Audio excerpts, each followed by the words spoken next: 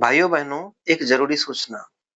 बाजार में गोभी और टमाटर के दाम गिरे न गिरे हों, लेकिन हमारे देश का चौथा स्तंभ कौड़ियों के भाव बिक रहा है। पहले पत्रकार खबरें ढूंढते थे, अब पत्रकार मालिक के पसंद का रंग ढूंढते हैं। जरा सोचिए, जिसे जिसे समाज का आईना होना था, आज वो पाउडर और लाली लगाकर सत्ता का मेकअप कर रहा है। मुद्दे क्या है? बेरोजगारी, महंगाई, स्वास्थ्य? नहीं साहब, इनके स्टूडियो में मुद्दे वो होते हैं जिनसे नफरत की आग भर के और साहब की कुर्सी सलामत रहे। ये वो मीडिया है जो भूखे पेट सो रहे मजदूर से नहीं, बल्कि महल में बैठे सुल्तान से पूछते हैं कि आप थकते क्यों नहीं। अरे भाई, थकेगा तो वो जो काम करेगा। जो सिर्फ कैमरे के लिए पोज देगा, उससे थकान कैसी? इन्होंने पत्रकारिता को दरबारी चालीसा बना दिया है। इनके प्राइम टाइम में बहस नहीं, मुर्गों की लड़ाई होती है। ये न्यूज रूम नहीं, ये कंफर्मेशन सेंटर है, जहां सच को फांसी दी जाती है और झूठ को ब्रेकिंग न्यूज का हार पहनाया जाता है। जनता पूछती है, साहब रोटी महंगी हो गई। मीडिया कहती है, देखो पाकिस्तान में टमाटर कितना महंगा है। जनता कहती है, साहब डिग्री लेकर भटक रहा हूँ। मीडिया कहती है, चलिए आज सीमा पार साजिश की चर्चा करते हैं। ये पत्रकार नहीं है, ये प्रॉपर्टी डीलर है, जो आपको नफरत बेचकर अपने टीआरपी का बंगला बना रहे हैं। इतिहास जब लिखा जाएगा, तो गद्दारों की लिस्ट में उन नेताओं का नाम तो होगा ही जिन्होंने देश लूटा, लेकिन सबसे काली स्याही से उन कलम के दलालों का भी नाम लिखा जाएगा जिन्होंने जनता की आवाज का गला घोटा।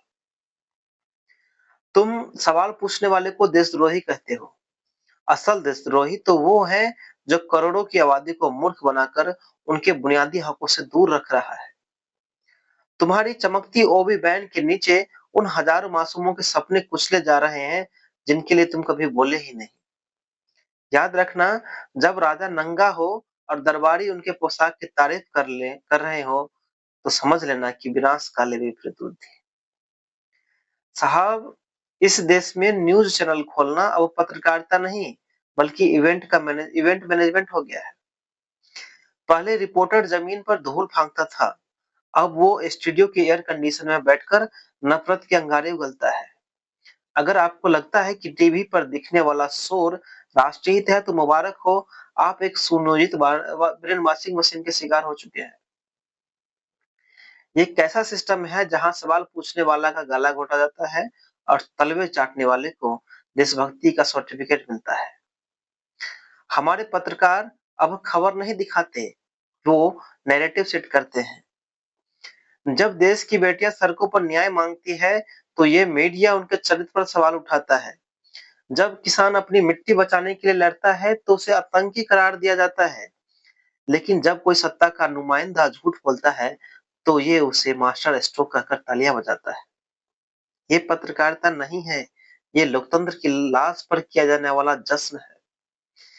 एक समय था जब अखबार की सुर्खी से सरकारें हिल जाती थी। भाई साहब, एक समय था जब अखबार की सुर्खी से सरकारें हिल जाती थी। अब अखबार की सुर्खी सरकार खुद लिखकर भेजती है। टीवी के उन एंकर्स को देखिए, उनके कोट की चमक आपके बच्चे के भविष्य के अंधकार से खरीदी गई है। वो आपसे कहेंगे कि मंदिर मस्जिद जरूरी है। वो आपको पाकिस्तान और चीन के खौफ में रखेंगे। क्यों? ताकि आप ये न पूछ सके कि अस्पताल में ऑक्सीजन क्यों नहीं है, स्कूल में छत क्यों नहीं है, आपके हाथ में रोजगार क्यों नहीं है। दलाल मीडिया का काम आपको सच दिखाना नहीं, आपको सच से भटकाना हो गया है। इतिहास गवाह है, जब जब मीडिया सत्ता की रखेल बनी है, तब तक तानाशाही का जन्म हुआ है। तुम हमें बिकाऊ कहो या अंधभक्त, फर्क नहीं पड़ता। फर्क तब पड़ेगा जब कल तुम्हारे घर के दरवाजे पर अन्याय दस्तक देगा और चिल्लाने के लिए कोई कैमरा मौजूद नहीं होगा। इन्होंने कलम नहीं बेची, करोड़ों लोगों का भरोसा बेचा है। इन्होंने उस स्याही का अपमान किया है जिससे संविधान लिखा गया है। याद रखना, ये भले ही आज सत्ता की गोद में सुरक्षित हो, लेकिन आने वाली नस्लें इन्हें पत्रकार नहीं, लोकतंत्र का हत्यारा कहेंगी। अब तय आपको करना है कि आपको सर्कस देखना है या सच्चाई जाननी है। रिमोट दबाइए और उस गंदी दुकान को बंद कीजिए, वरना याद रखिए, बहरा राजा और अंधा मीडिया मिलकर आपको गूंगा बना देगा। धन्यवाद।